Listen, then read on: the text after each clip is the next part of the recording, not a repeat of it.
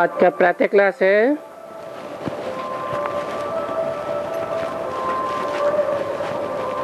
शनिवार 1964 9वां महीना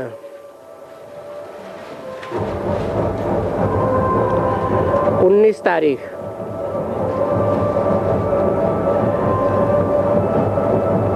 रिकॉर्ड चला है, हमें उन राहों पर चलना है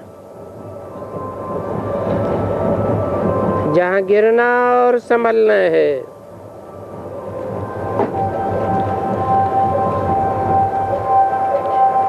कहना पड़ता है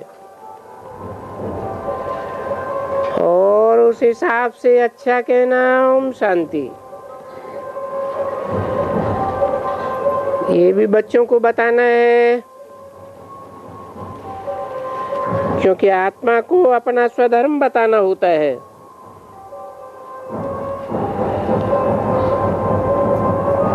बाप भी बताते हैं कि हम भी शांत हैं और शांत देश के रहने वाले हैं, और तुम भी शांत हो।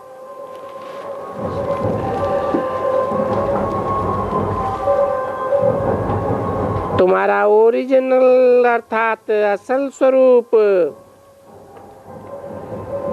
तुम आत्मा हो और तुम्हारा स्वधर्म है शांत।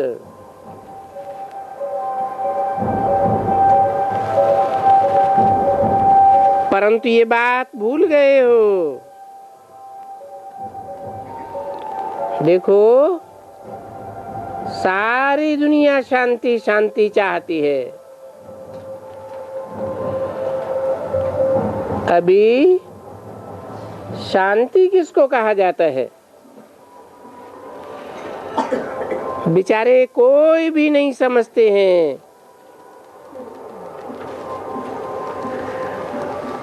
वो समझते हैं कि ये जो इतना सारा हंगामा है, धूम धड़ाका, आपस में लड़ना झगड़ना, वो सब शांत हो जाए। उनकी लड़ने झगड़ने से शांति होती है।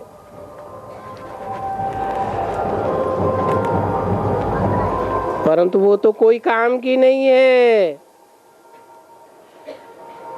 घर में कोई बच्चे बच्चियां या स्त्री पुरुष आपस में लड़ते झगड़ते हैं,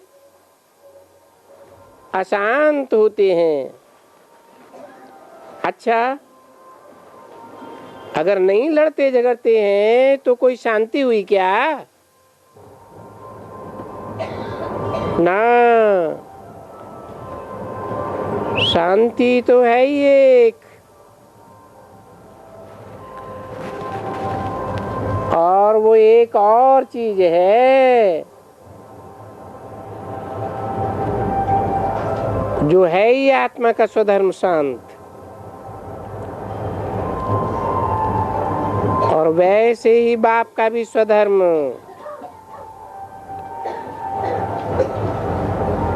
कोई से भी पूछो आत्मा का बाप कौन है, कह देंगे फलाना है। फिर पूछो उनका धर्म क्या है, तो कहेंगे उनका धर्म है ही शांत। क्योंकि परमपिता परमात्मा तो शांति देश में रहने वाले हैं। हम भी शांति देश में रहने वाले हैं। परंतु किसने इस स्वधर्म आत्मा को बुलाया?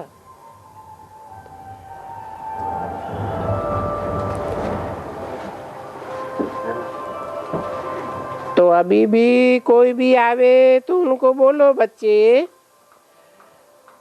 तुम्हारा स्वधर्म तो शांत है ना, तुम असुल वहां शांति देश में रहने वाले हो और यहाँ आए हो पार्ट बजाने के लिए। शरीर द्वारा अपने कर्म का पार्ट,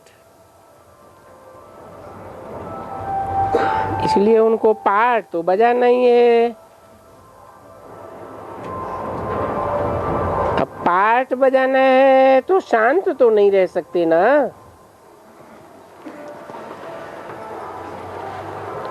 इन कर्मेंद्रियों द्वारा बोलना है, चलना है, उठना है, बैठना है, और शांति के लिए कोई जंगल में जाने की भी दरकार नहीं है। बाबा ने तो बहुत अच्छा समझाया है कि आत्मा को अपने स्वधर्म का पता है और अच्छी तरह से पता है। और जब आत्मा थक जाती है, रात को अशरीरी हो जाती, यानी ऑटोमेटिकली शांत हो जाती है। तो देखो रात को कितनी शांति होती है। रात को कोई बाहर निकले कितना सन्नाटा रहता है। भले बॉम्बे भी हो या कोई भी कितना बड़ा शहर हो, सुबह होते ही कितनी झिलमिल होने लगती है। 3-4 बजे से ही आवाज होने लगती है और कोई 1 बजे 2 बजे देखे तो सब दुकानें बंद, सब सोए पड़े हैं, शांत। तुम बच्चों को समझाया गया है कि क्या होता है। आत्मा अपना अपना पार्ट बजाते बजाते थक जाती है, फिर रात को सो जाती है। अब वो तो हुई रात और दिन की बात। अभी तो रात और दिन हम बेहद का कहते हैं। आत्मा 84 जन्म का पाठ बजाए बजाए अभी थक गई है। अभी थक जाने के कारण, पाठ पूरा हो जाने के कारण वापस जाना है। और कहाँ जाना है? शांति धाम। तुम बच्चों को भी कहा जाता है शांति धाम को याद करो, सुखधाम को याद करो। तो बाप ऐसी राय देते हैं, याद कहाँ करेंगे? सुखधाम और शांति धाम में बैठ करके याद किया जाता है।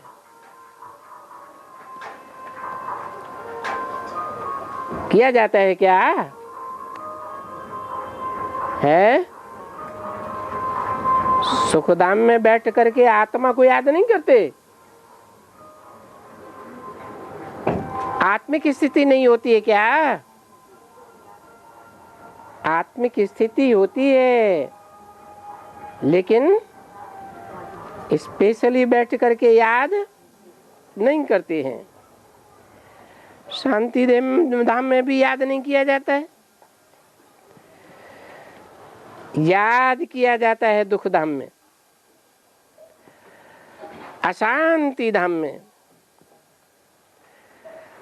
तो जरूर कहेंगे ना कि अपने शांति धाम और सुख धाम को याद करो,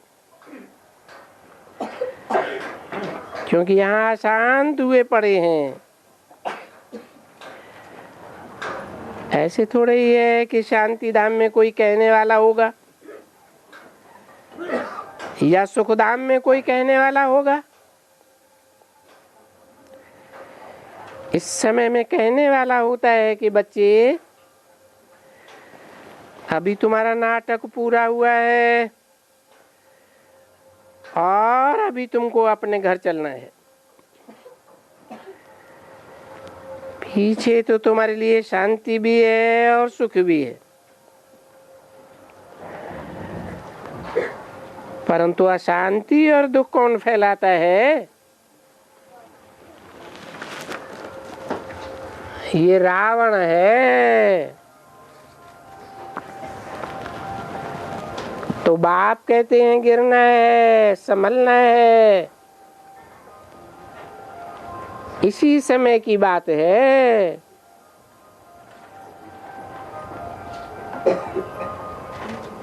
उन्नीस 964 की वाणी का दूसरा पेज। इस समय की बातें बाप बताते हैं कि जितना बाप को याद करेंगे इतना माया तुमको गिराएगी नहीं। और अगर कोई न कोई संग दोष में आए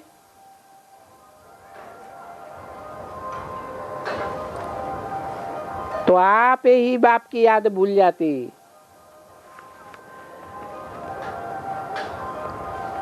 तो जरूर है कि माया कोई न कोई भूत के रूप में तुमको गिराएगी जरूर।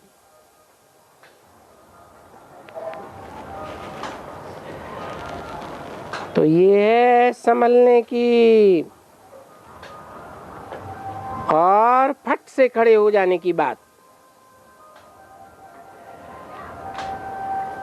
तो कैसे हम खड़े रहें और कैसे संभलें? कदम कदम पर जो चीफ जन पंडा बाबा है वो मुख्य पंडा है ना, उससे हम श्रीमत लेते रहें। इसलिए तुम्हारा नाम ही पांडव रखा गया है। तुम भी पंडे हो, तुम्हारी पंडों की सेना है। फिर नाम रख दिया है पांडव, पर हो तो पंडे ना। वो होते हैं जिस्मानी पंडे।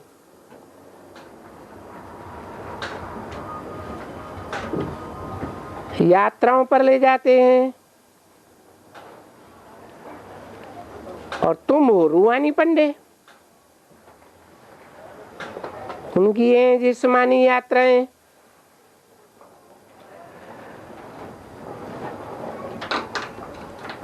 तो मनुष्यों ने इन बातों पर बैठकर शास्त्र तो बहुत बनाए हैं।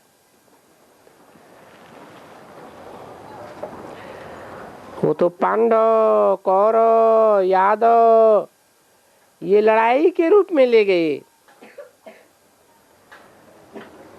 तुम वास्तव में हो ही पंडे। बाप भी पंडा। बाप कहते हैं मैं पंडा हूं, आया हूं तुमको वापस सच्ची यात्रा पर ले जाने के लिए। कहाँ ले जाने के लिए?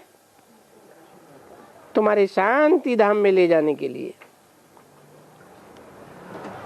और ऐसे शांति धाम का पंडा तो एक ही बनता है।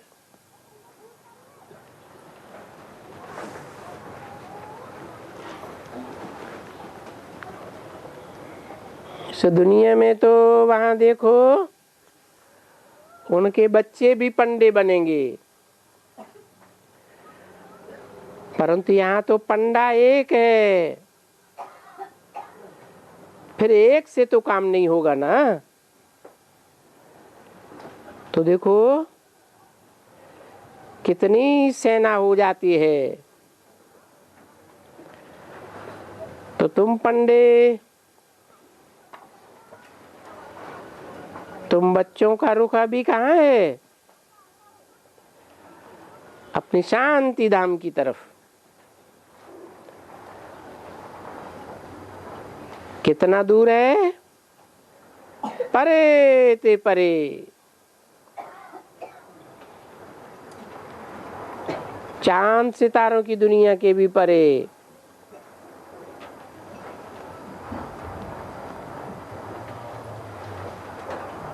बद्रीनाथ जाना, अमरनाथ जाना, फलानी जगह पर जाना, वो कोई परे ते परे थोड़े ही है। ये तो यहाँ बाजू में बैठे हुए हैं। कौन है? अरे अमरनाथ, बद्रीनाथ वगैरह वगैरह, वो तो सहज है। अच्छा, भला वो सहज है या ये सहज है? दूर जाना अपने सूक्ष्म वतन,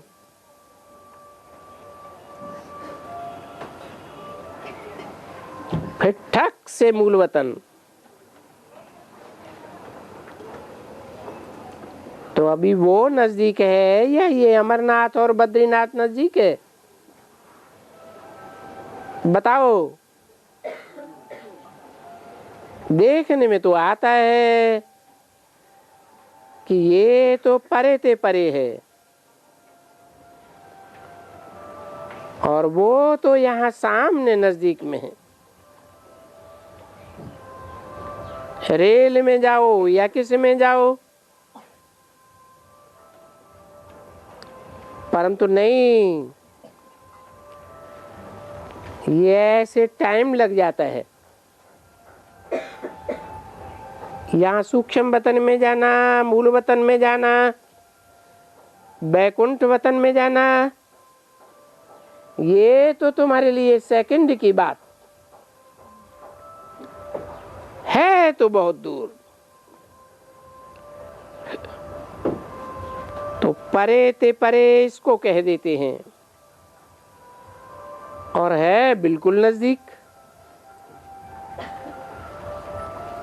और वो तो और ही परे है। तो बाबा समझाते हैं कि बहुत नजदीक भी है। तुम कितना तेजी से पहुंच जाते हो, तुमको वहां पहुंचने में टाइम थोड़ा ही लगता है।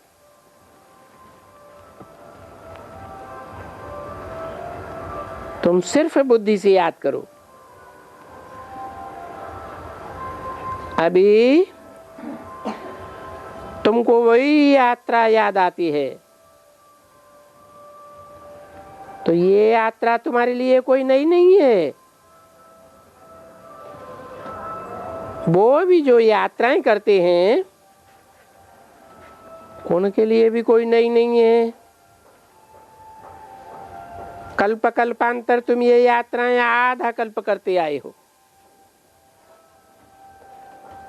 और फिर ये एक यात्रा तुम्हारी बाप आकर के बताते भी हैं और कराते भी हैं। और कोई भी इस दुनिया में वो यात्रा नहीं करा सकते। बाप या बाप के सिकिल बच्चे ही ये यात्रा करा सकते हैं। उनमें भी नंबरवार पुरुषार्थ अनुसार है, क्योंकि तुम बच्चों को तो हर एक को जहां तहां रास्ता दिखलाना है।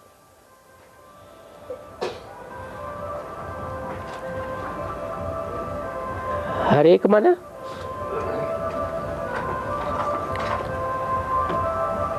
है, तुम सिकिल दे बच्चे ही ये रास्ता दिखला सकते हो। कौन सी कीद ले बच्चों की तरफ इशारा किया है?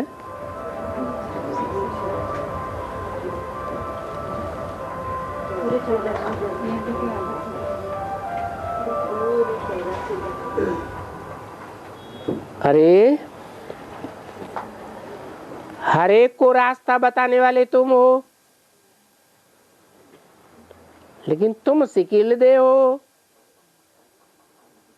जिनको रास्ता बताएंगे वो सिख सिख से मिले हुए, बहुत लंबे साल से बिछड़े हुए नहीं हैं। तुम सिकीलदे हो। तो तुमको जहां तहां रास्ता दिखाना है, जहां तहां।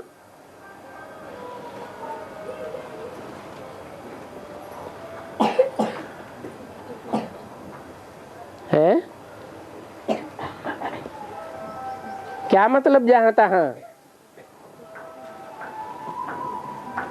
है? तुम हर एक यात्रा का रास्ता दिखलाने वाले, हर एक धर्म वालों को यात्रा दिखाते हो, कराते हो, पंडे हो।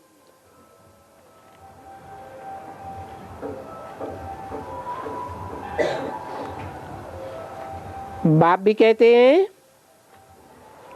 कि तुम मंदिरों में जाकर के समझाओ, बोलो ये चित्र तो देखो।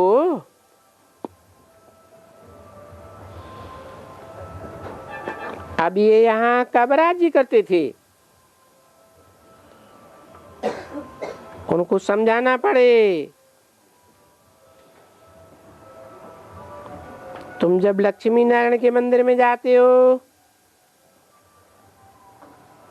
उसको तो बहुत नजदीक रख दिया है।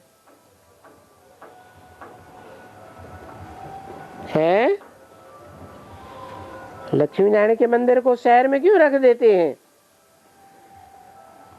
इतना नजदीक है। और अमरनाथ को तो कितनी दूर रख दिया है। क्यों है? कौन है अमरनाथ और कौन है नजदीक, जिसे लक्ष्मी नारायण बताया?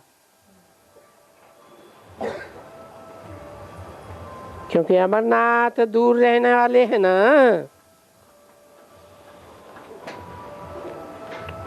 वो लक्ष्मी नारायण शहर में रहने वाले।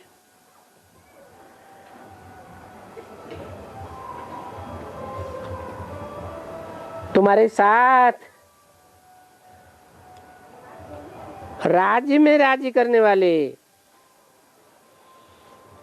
और वो अमरनाथ तो परम धाम से, शांति धाम से आने वाले। तो इनको बहुत दूर जाकर के रखा है।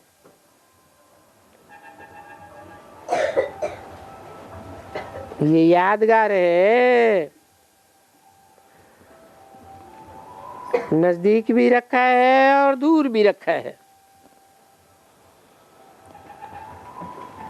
और दर दर पर उनका चित्र बनाई दिया है। क्योंकि ढेर चित्र बनाए हैं ना। मंदिर कितने बनाए हैं किसके है? नहीं, लक्ष्मी नारायण से भी ज्यादा मंदिर शिवलिंग के हैं। एक का मंदिर देखो कितने बनते हैं। तो किसका मंदिर बनाते हैं? बाप ने समझाया कि मंदिर बना है जो पतित पावन है। किसका मंदिर बना है यादगार है? ये यादगार मंदिर किसका बना है? किस मंदिर की बात हो रही है? अरे अमरनाथ के मंदिर की बात हो रही है ना, जहाँ शिवलिंग रखा हुआ है। वो शिवलिंग के मंदिर कितने बने हुए हैं? और वो है सबसे नंबर 1 पतित पावन।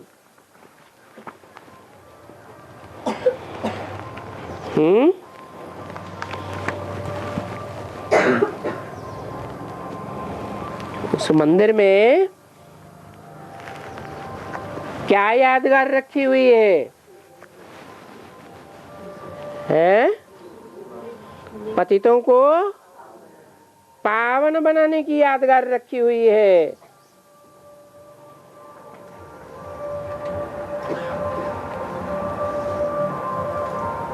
पतितों को पावन बनाने की यादगार रखी हुई है।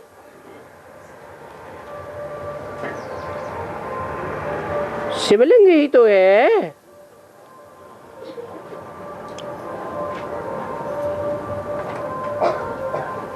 उसे पतित कहें कि पावन कहें? है हाँ, साकार में निराकार आता है, उसको निराकारी बनाता है, तभी तो पतित पावन है। तो जो शिवलिंग मंदिर में रखा हुआ है, जिसकी पूजा होती है, पूजा पवित्र की होती है या अपवित्र की होती है? पवित्र की पूजा होती है, तो उसको तो पावन ही कहेंगे। लेकिन वो तो पतित पावन है। तो वो पावन किसको पावन बनाए रहा है? पतित को पावन बनाए रहा है। कौन है पतित उस मंदिर में?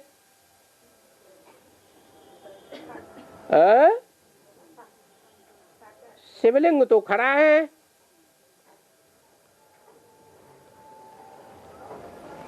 पतित है, पड़ा है या खड़ा है? खड़ा है। फिर पतित कौन है? शंकर पतित है। हाँ, महाकाली पांव रखती है छाती के ऊपर, तब तो कहेंगे पतित है। लेकिन यहाँ तो शिवलिंग की बात हो रही है, शिव के मंदिरों की बात हो रही है, जहाँ जलाधारी के ऊपर शिवलिंग रखा हुआ है। वो जलाधारी किसकी यादगार है? किसकी यादगार है? अरे जगदम्बा की यादगार है?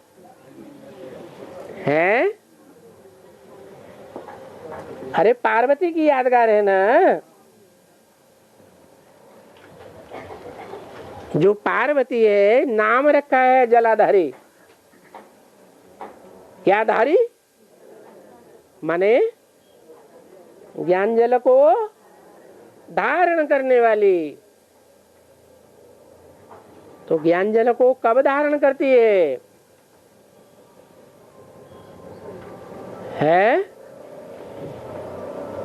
जो बेसिक ज्ञान है, जो ब्रह्मा के मुख से निकला, वो धारण करती है, तब जलाधारी है।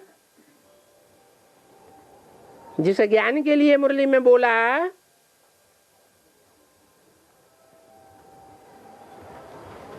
अभी ज्ञान अमृत नहीं कहेंगे। क्या? जो बेसिक ज्ञान सुनाया ब्रह्मा के मुख से, उसको ज्ञान अमृत नहीं कहेंगे। ज्ञान तो कहेंगे, लेकिन ज्ञान का अमृत नहीं कहेंगे। अमृत पी के क्या होता है? अमर बनते हैं। अमर माने क्या? निश्चय बुद्धि बनते हैं। बार बार अनिश्चय बुद्धि नहीं बनते। मना वेद के जन्म मरण के चक्र में नहीं आते, वेद के जन्म मरण के चक्र से छूटने का उपाय पार्वती धारण करती है और बोला तुम सब पार्वतियां हो। मना तुम सब नंबरवार उस ज्ञान जल को धारण करने वाली हो। कौन सा ज्ञान जल है? अरे जो सिर्फ नाम मात्र ज्ञान है लेकिन ज्ञान अमृत नहीं है, वो ज्ञान जल है, या ज्ञान अमृत है वो ज्ञान जल है? और वो अमृत किसके द्वारा निकलता है? हैं? अरे मीडिया कौन बनता है? जिसको तीसरा नेत्र दिखाया जाता है, खड़ा हुआ है या पड़ा हुआ? तीसरा नेत्र खड़ा हुआ दिखाया जाता है, जो फिर पुरुषार्थ की संपन्नता होने पर नारायण बनता है।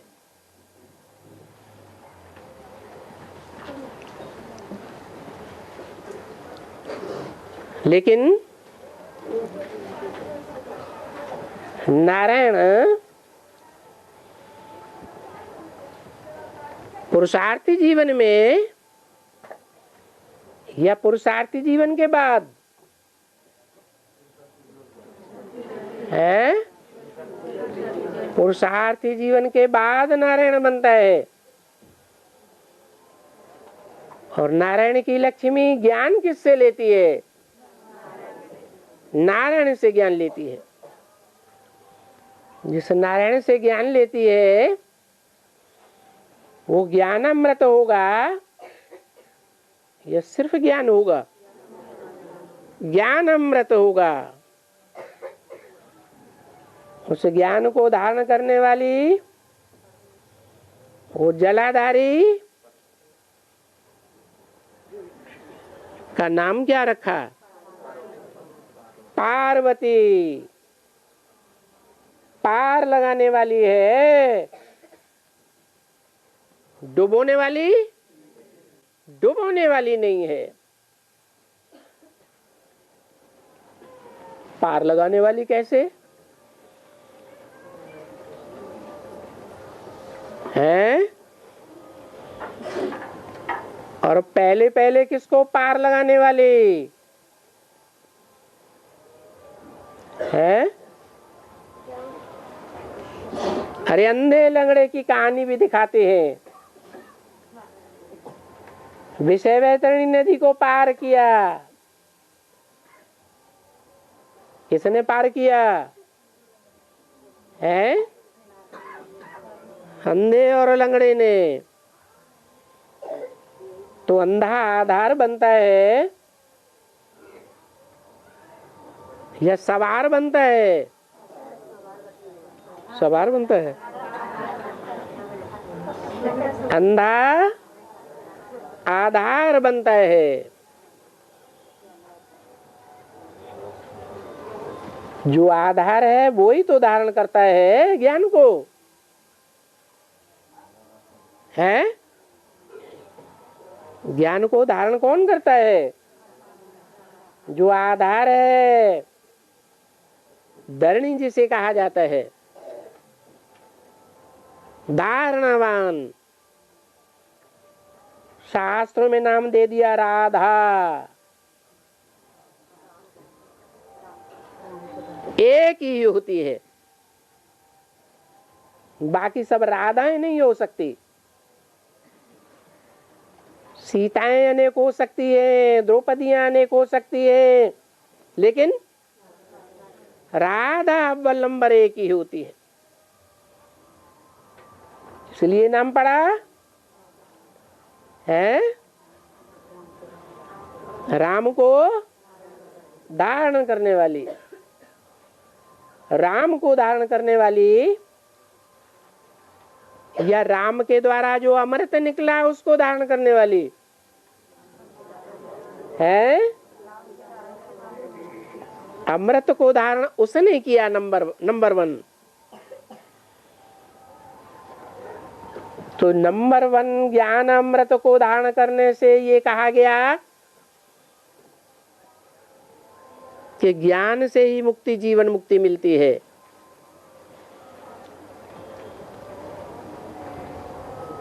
और वो धारणावान पार्वती आधार के रूप में दिखाई गई है। किसका आधार बनती है?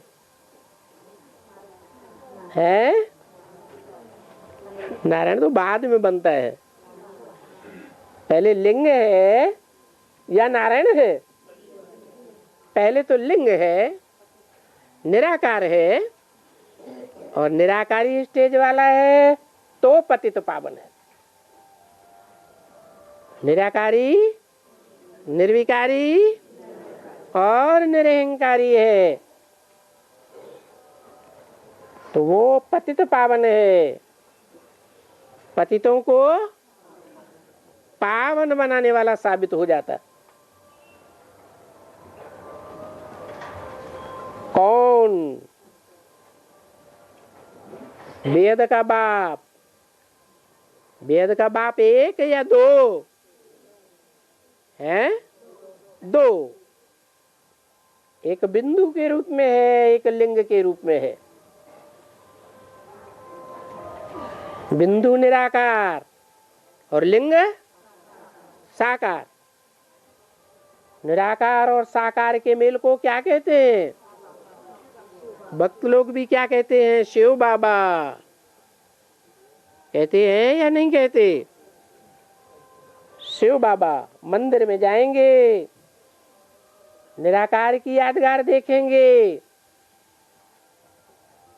कोई हाथ पांव नाक आंख कान नहीं है, शरीर नहीं है, फिर भी क्या कहेंगे? शिव बाबा। बोले भंडारी। तो देखो, क्या निराकार शिव बाबा शिवलिंग ही है और कोई नहीं है? शालिग्राम की पूजा नहीं करते क्या है? वो निराकार नहीं? अरे शालिग्राम भी तो निराकार है, लेकिन वो नंबरवार है, ये नंबर 1 है। शालिग्राम है नंबरवार और शिवलिंग है नंबर 1। क्यों? वो नंबरवार क्यों और वो नंबर 1 क्यों है? अच्छा, रुद्रमाला के मणके जो शालिग्राम जैसे देखने में आते हैं, गोल मटोल, उनमें शिव नहीं प्रवेश करता? करता तो है।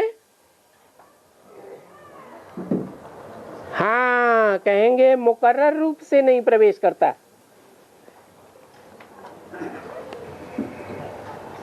कोई प्रूफ नहीं है जो कोई कह सके कि प्रवेश करता ही है।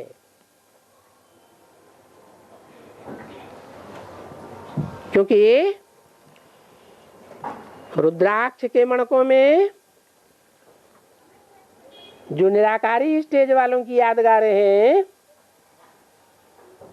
उनमें अनेक मुख होते हैं। एक मुख वाला मणका कहीं बिरला मिलता है, और जो मिलते भी हैं वो नकली बनाए हुए हैं। असली मणका बहुत बिरला मिलता है। तो बताया वो पतित पावन है, सबसे नंबर 1। सबसे माने किससे किससे है? सबसे माने किससे टैली किया है?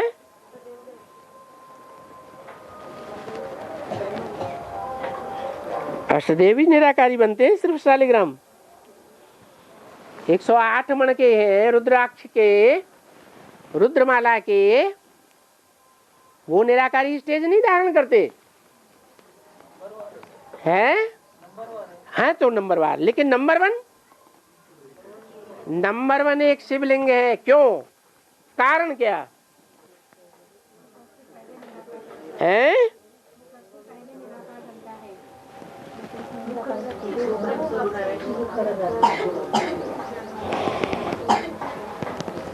सबसे पहले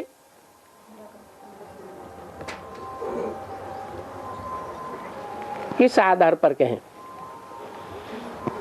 क्योंकि राजधानी जब स्थापन होगी और उसमें कहें सबसे पहला, तो राजधानी एक के द्वारा स्थापन होगी या परिवार होगा? कम से कम 8 तो होंगे।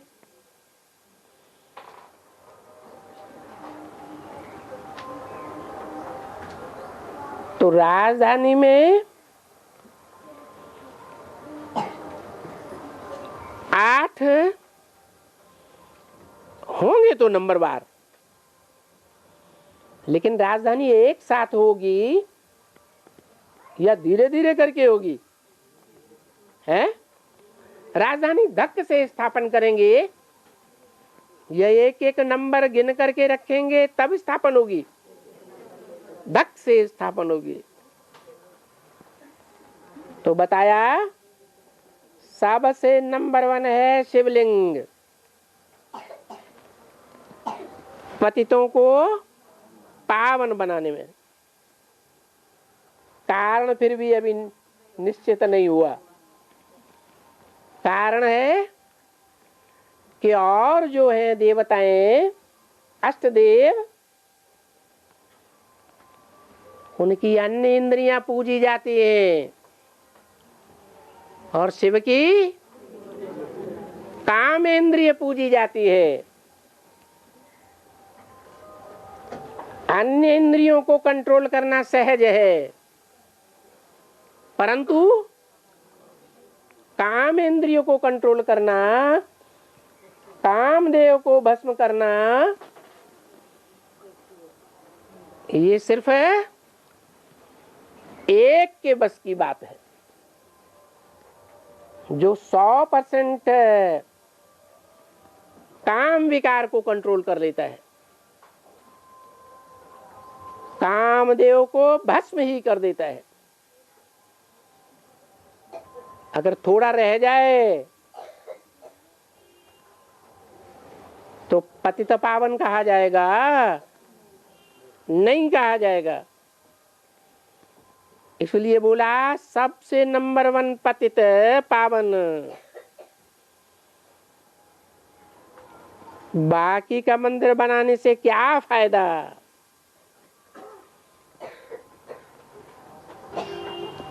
हैं? बाकी माने किसकी तरफ इशारा कर दिया है? अरे जो भी देवताएं हैं उन सब देवताओं की तरफ इशारा किया कि वो पतित इंद्रिय को पावन तो नहीं बना सकते। पतित इंद्रिय के संग के रंग में ला करके पावन बनाना सिर्फ एक का ही काम है। 1964 की वाणी का 3रा पेज। तो जिनका मंदिर यादगार बनाने से कोई फायदा नहीं, वो तो कोई सुख नहीं देते हैं। क्यों नहीं देते हैं? किसकी तरफ इशारा किया है? अरे कौन सुख नहीं देते और कौन सुख देते हैं? अरे वो देवताएं जो कामेंद्रिय को कंट्रोल नहीं कर पाते, वो तो कोई सुख नहीं देते हैं। तो फिर सुख देता कौन है? एक ही शिव बाबा है। अच्छा, तुम पुजारी बन जाते हो तो पुजारी क्या सुख के लिए बनते हो? हैं? पूजा करते करते, बिल्कुल ही धक्के खाते खाते थक करके, तो अभी बाप आता है तुमको पुजारी से पूज्य बनाने के लिए, जबकि गाया भी जाता है आप ही पूज्य, आप ही पुजारी है।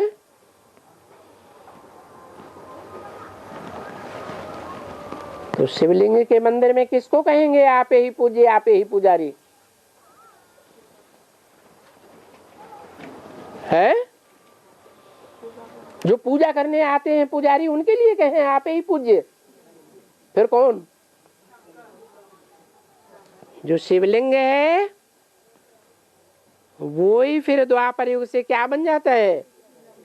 पुजारी बन जाता है। और सतयुग त्रेता में पूज्य होता है। जो गायन होता है आप ही पूज्य, आप ही पुजारी।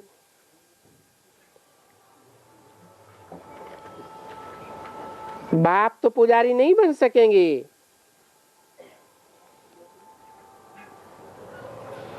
फिर पुजारी को पूज्य कौन बनावे? तो बच्चे ही जानते हैं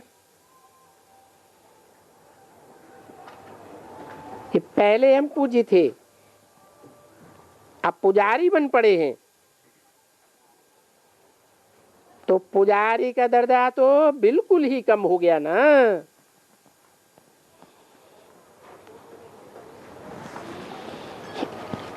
पूज्य का दर्जा बड़ा भारी, पुजारी का, पूज्य का बड़ा भारी या पुजारी का? पूज्य का बड़ा भारी दर्जा। तो बच्चे ही जानते हैं कि पहले हम पूज्य थे, अब पुजारी बन पड़े।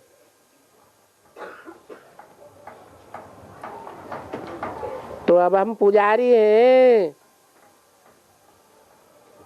तो पूज्य का ऊंचा दर्जा है ना। है? अरे किस आधार पर कहा है?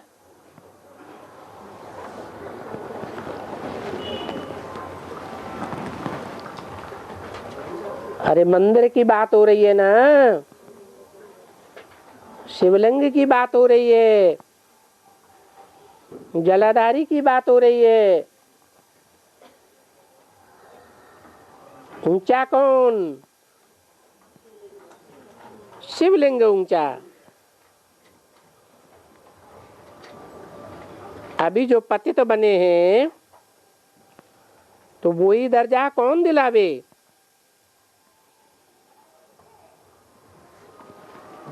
बाप आकर के समझाते हैं, बच्चे तुम पूज्य थे, देवी देवता थे, फिर तुम पुजारी बन करके गिरते गिरते धक्का खाते आए हो। भले वहां तुम कितना भी कुछ संभालो, फिर भी वहां तो पुजारी बनना ही है। यहाँ पुजारी पने को छोड़, पूजा को छोड़ करके पूज्य बनना है। पूज्य बनने में माया का विघन है। और यहाँ दूसरा कोई विघन थोड़ा ही पड़ता है क्या है? सबसे जास्ती विघ्न कौन सा पड़ता है? क्रोध का, लोभ का, मोह का, अहंकार का या काम का? माया के विघ्न अभी पड़ता है। जबकि तुम अबलाओं पर अत्याचार होते हैं। देखो, तुम उस यात्रा की तैयारी करते हो तो कितने विघ्न पड़ते हैं। और यात्राएं देखो, सत्संग देखो, मंदिर देखो, कहां भी तुमको कोई रोक नहीं सकता है। और यहाँ है, यहाँ तुमको रोका जाता है। यहाँ तो देखो, पुजारी से पूजी बनने में माया तुमको कितना हैरान करती। घड़ी घड़ी गिर पड़ते हैं, कोई न कोई बात में गिर जाते हैं।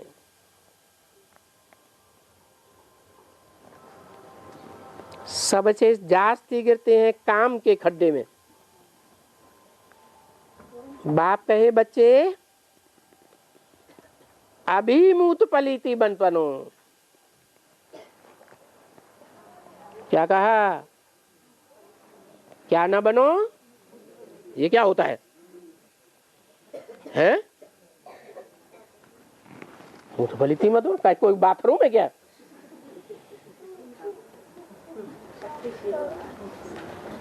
बाप का कहना क्या है?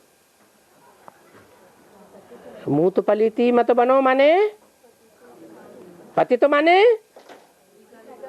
भिखारी माने पति तो माने गिरना। क्या पहाड़ पे चढ़े हुए हो सो गिरोगे? है पति तो माने जो शक्ति मस्तक में जानी चाहिए, बुद्धि बाप समान बुद्धिमानों की बुद्धि बननी चाहिए। ऊंची स्टेज वाली मन बुद्धि आत्मा बनी है और वो शक्ति नीचे गिर जाए। सिर्फ पुरुष की या स्त्री की भी है? स्त्री की, पुरुष की नहीं। पुरुष भी नीचे गिरते हैं और स्त्रियां भी नीचे गिरती हैं। बहुत करके पुरुष पहले नीचे गिरते हैं। तो बोला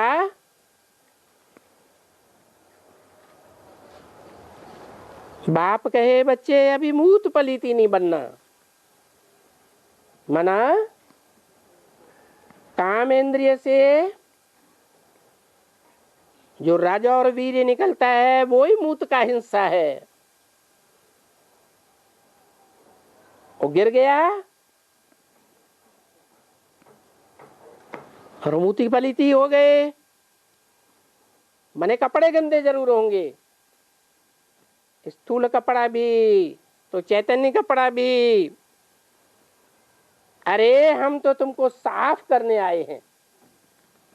क्या तुम्हारे कपड़े सतयुग में कैसे होंगे? वहां मूत पलीती बनेंगे क्या? नहीं बनेंगे। तुम्हारा हद और बेहद का कपड़ा सदैव साफ रहेगा। फिर देखो, घड़ी घड़ी संभलना है। क्या माया क्या करती है? कोई न कोई घुमा फिरा के ऐसे विचार लाएगी कि तुमको गिरा ही देती है। और देखते हो कितने गिरते हैं, हिसाब तो करो। उसमें भी सबसे गंदा है काम की शिक्षा पर जलना। क्या? काम शिक्षा में जलना माना मन बुद्धि में काम विकार का मंथन करना, उसको कहते हैं काम शिक्षा में जलना। या फिर विषय सागर में गोता खाना। गोता करते हैं तो क्या होता है? डूबते हैं, फिर ऊपर आते हैं, फिर डूबते हैं, फिर ऊपर आते हैं। बाप भी कहते हैं काम महाशत्रु है, उसमें मत गिरना। गटर की तरफ जाने का कभी भी ख्याल नहीं करना।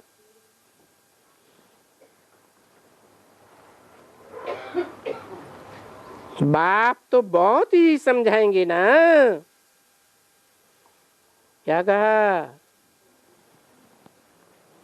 बेसिक में जो ज्ञान देते थे शुरुआत में, वो बहुत समझाते थे, गहराई से समझाते थे, तो थोड़ा बहुत समझाते थे। वो भी किसी को समझ में आया नहीं आया। तो बाप तो बहुत समझाएंगे ना। भविष्य की बात बताई या वर्तमान की या पास्ट की? समझाएंगे मना कब समझाएंगे? है भविष्य में समझाएंगे मना 64 की बात नहीं है। जब बाप का प्रत्यक्षता वर्ष का पाठ खुलता है उसके बाद की बात है।